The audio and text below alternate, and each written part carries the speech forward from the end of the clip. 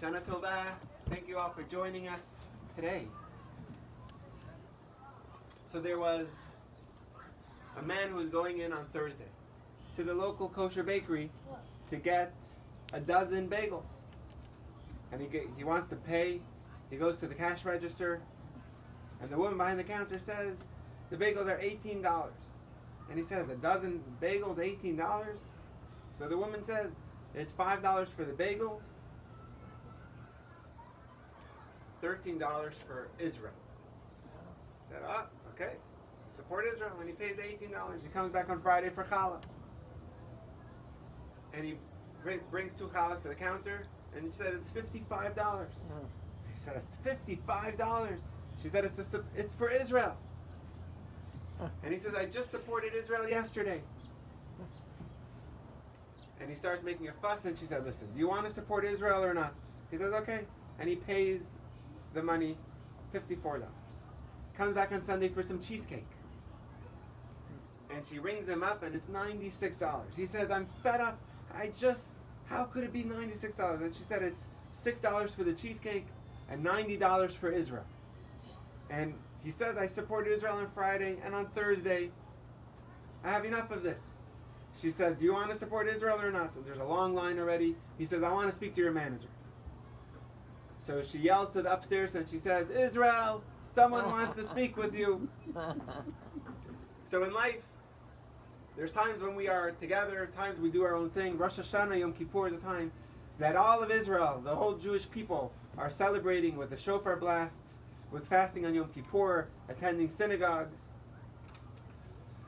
So while we're here today, I want to quote what the Talmud tells us, that after 120 years, when we go up to the heavens, the Talmud tells us that we will be asked 4 questions. 4 questions that the heavenly courts will ask of us. Now, these are 4 questions that is not important. The Talmud is not telling it to us to know what to expect, what to answer after 120. It's really prioritizing and realizing what's important to live life with. How are we to live life? If we know the questions that we will be asked, we'll know what to prioritize in life. They say the story of a Christian preacher who was on tour, and he visited a town, and he was speaking at the local town. He wrote a lot of books, and his book was titled How to Go to Heaven. How to Get to Heaven. And he gave talks all over the United States on this title, How to Get to Heaven. And he had to deliver a few books at the local post office before his talk, and he wasn't sure where to go. He was new to the town, so he asked a little Jewish boy who was on one of the corners of the streets, how do you get to the post office? And the boy told him, you go straight, you make a right, you go a little bit, make a left, and you'll see the post office. So he was very impressed. This is a Christian preacher. He sees a boy with yarmulke and tzitzis, and he wants to invite him to his talk, to his Christian talk that was taking place at the church. And he says, why don't you come to the talk? He says, no. The boy says, I'm good. He says, I'll give you a free ticket. You don't have to pay. It's on me. He says, I'm good. And the Christian preacher is like, why not? Why wouldn't you attend my talk? He says, listen, you don't know how to get to the post office. You think I'll trust you how to get to heaven? So he didn't listen. But it's not about how to get to heaven. It's about how to live life over here. How to bring heaven down to earth. How to live with acts of goodness and kindness. How to live with generosity. So the first question will be asked in the heavenly court. Adina's getting you water, okay? The first question will be Nasasa v'nasata be'amuna, which means, surprising for the first question, were you honest in your business dealings? Did you have integrity? Were you honest? Was your word a word? Did you keep your word? So now the Lubavitcher Rebbe once mentioned this quote from the Talmud, this question of Nasasa v'nasata be'amuna, did you live with integrity?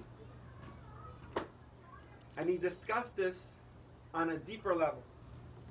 And the way the Rebbe turned it, the Rebbe said, were you faithful to the path and to the mission, your calling in life? Were you honest to the purpose that you were sent down here? Did you live life faithful to your calling? Did you use your talents? Did you use your gifts and your innate abilities that God entrusted in you? When you see it from this frame, it's an entirely different question. And only you can do what you are here to do. There's a story of the poor Scottish farmer. He hears the cry of a child while he's busy in his farm. And there's a nearby forest and he hears a child crying. And he sees a boy in the forest in Scotland sinking in quicksand. And the farmer takes a shovel and saves the child. The next day, the farmer was in his rundown little shack, little home, and a beautiful nobleman in his beautiful chariot visits the home of this farmer. And he says, "Yesterday, you saved my child. I want to reward you." And the farmer says, "It was my duty. I wasn't doing it for a reward. I won't take any rewards." And in walks the farmer's child in rags and poor clothing. And the nobleman says, "At least let me help your child." And the child of the farmer didn't have an education. They were too poor to go to school. So the nobleman said, "Let me sponsor his education." And to that the farmer agreed. And they sent him to London, where he got a proper education. And he grew, this young farmer's child grew to discover penicillin, what saved so many, countless amount of lives. He was known as Sir Alexander Fleming. Because we find ourselves in any given moment with the opportunity to save someone, to respond to the cry of a child. Did the farmer know who he was saving? No. But we see that his act of kindness and attentiveness to the cry of a child made all the difference in the world. They say that Zusha, who was a great Hasidic master, he said on his deathbed when he was passing, he said, "When I go to heaven, when I go upstairs, I'm not nervous if they ask me, why wasn't I like Moses? Because I have a good answer. Did you appear, God, to me at the burning bush like you did to Moses? I'm not worried if they're going to ask me, why wasn't I like Abraham? Because I have an answer to that. God, did you give me the generous heart like Abraham, like Abraham? But what I am worried is when they ask me, why wasn't I like Zusha? Why wasn't I the best person that I can be? To listen and to identify the talents, the gifts that you were given from on high." It's like Batya, the daughter of Pharaoh, that her own father had a law, a decree of genocide to kill all Jewish baby boys being born and cast them into the Nile. And here she sees a Jewish child, and she extends her arm and brings him in. It was her own father who made the decree, but she knew her calling, and she knew that she can make all the difference in the world by saving this one child who became known as Moses. Every mitzvah lasts forever and can make all the difference in the world. Nasasa v'nasata be'emuna, were you faithful to your calling? The second question will be asked is, Kavata itim la Torah. Did you designate time to the study of Torah? Did you help foster Torah study? The Talmud in Tractate Shabbat tells us that the great King David, he was contemplating his mortality. And he asked by God, Hedieni Hashem Kitzi, God, let me know the length of my days. And God says that's classified. No one can know when their time is up. But David was prodding and asking again, so God says, I'll tell you that you will pass on a Shabbat. So every Shabbat, David would study Torah from the onset of Shabbat on Friday evening by sundown until the Shabbat ends on Saturday evening. David would occupy his time with the study of Torah, knowing that when he's studying Torah, he's being protected. And when his time finally came, he hit the age of 70. And the angel tasked with taking the souls, he couldn't get near David because David was studying Torah. So the angel had to come up with a plan, because with the angels, it doesn't work to go back up and tell God, I tried, but I couldn't succeed. You're expected to succeed in your mission. So what he did is, he made a strong wind outside. And there was the trees blowing, the branches of the trees blowing in the wind. And with the trees blowing, it sounded like the cry of a child. And David heard the cry of a child. He wanted to go see if he could help a child. But as he was leaving his palace, the angel dislodged a step of the palace, and David fell. And for that moment, as he was falling, as he slipped, the words of Torah escaped his lips, and at that moment he was able to be taken.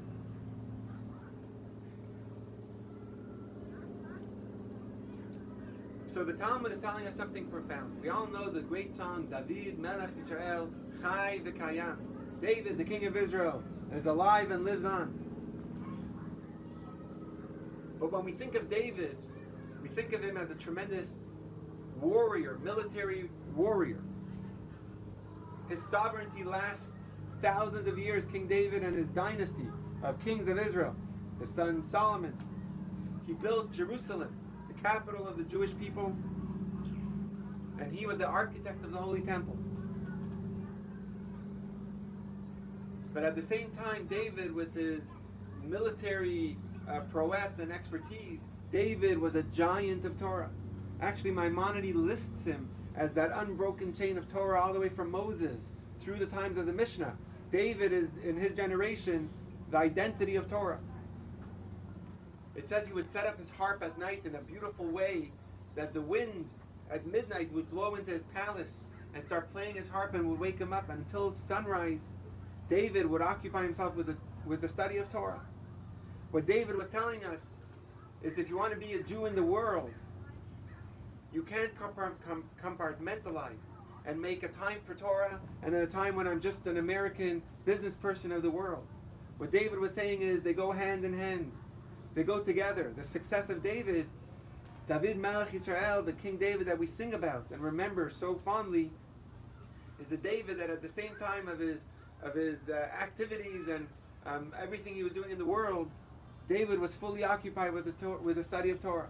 It went together. It says that in David's kingdom there wasn't a single family, a single child even, that ever went to sleep hungry. He cared for every single child and for every single person of his kingdom. But at the same time, Torah study went hand in hand with it. And the question of the Talmud is, did you foster this Torah study? Were you available to listen to that cry of a child and to foster that Torah study within yourself and within your community? Because David was telling us, is nothing can vanquish the Jew as long as we have the Torah. That's how you make your Jewishness and your life immortal, that lives on. The third question, Asakta B'Pirya V'Rivya. Were you involved in bringing Jewish children into this world? Did you help raise the next generation of Jewish leaders? Are you occupied in fostering the next generation? My mother, who's in the crowd, growing up in Montreal, my mother who grew up in North Africa and Tunisia, and later in Paris, came to Montreal and gave us a good Jewish education. And they used to teach us in our school in yeshiva in Yiddish. But in my home, there was no Yiddish spoken. I come home in first grade with my homework from Chumash, from the Torah. And like my child Levi, who's in first grade, he came home on his first day of first grade with his homework, so proud to do it with me. And I would bring my homework home. And a lot of it was in Yiddish,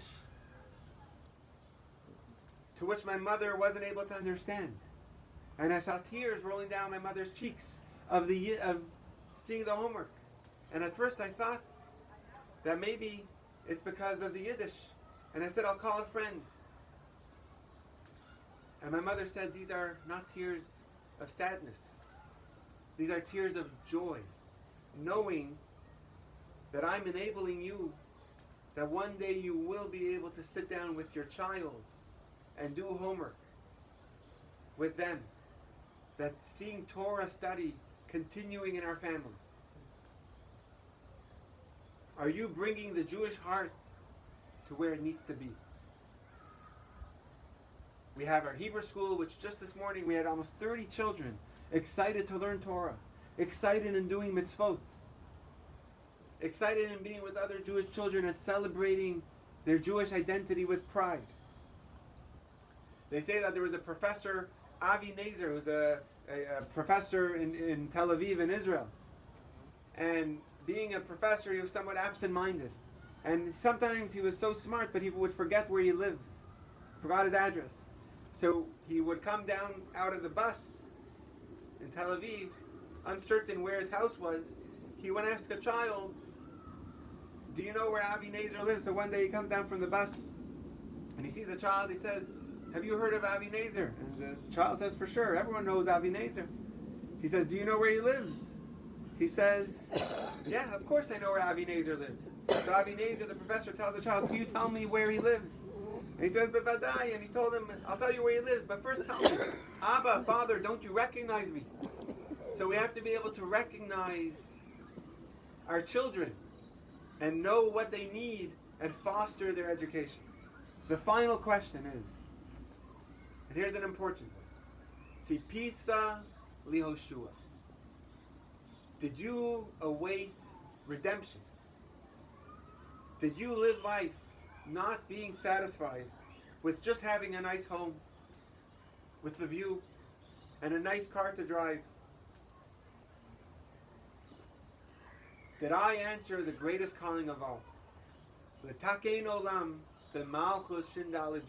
Was I involved in repairing the world and bringing godly light into this world? To be a light unto the nations, to revolutionize the world with goodness and kindness, making a positive change here. That's our duty. In the Midrash, it tells us a story in ancient Israel that there was two brothers who inherited their father's property, and they lived on opposite sides of the mountains. And they shared the business of agriculture, and there was the younger brother who was poor and had a big family to support. The older brother didn't have a family to support, and he was more wealthy. And every night the wealthy brother would feel bad and say, what do I need all this wealth for? My brother is struggling. And at night he would go into his storage, take some of the bundles of food that they grew and they cut that day, climb the mountain, and put some into his poorer brother's property, into his shed. And at the same time, the poorer brother was thinking, I have family, I have everything I need. At least let my brother who's living alone, let him enjoy some wealth.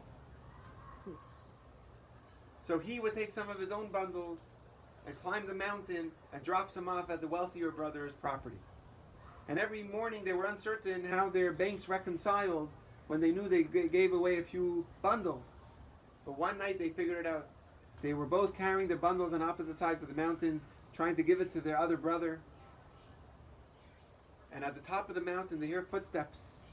And they meet on the top of the mountain, each with the bundles on their shoulders, realizing that they were each sharing and each anonymously giving to the other brother.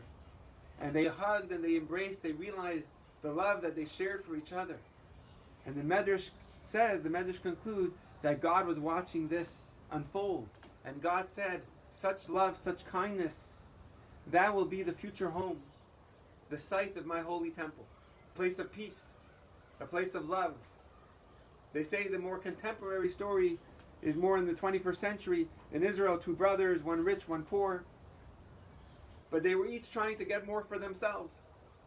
The rich brother saying, my poor brother has a family, what does he need all this wealth for? And the poor brother saying, my rich brother has the wealth, what does he need the wealth for? And they would each take more for themselves from the other brother's shed. They would each steal from their brother's shed. And every night they were taking from each other, the opposite of the Midrash.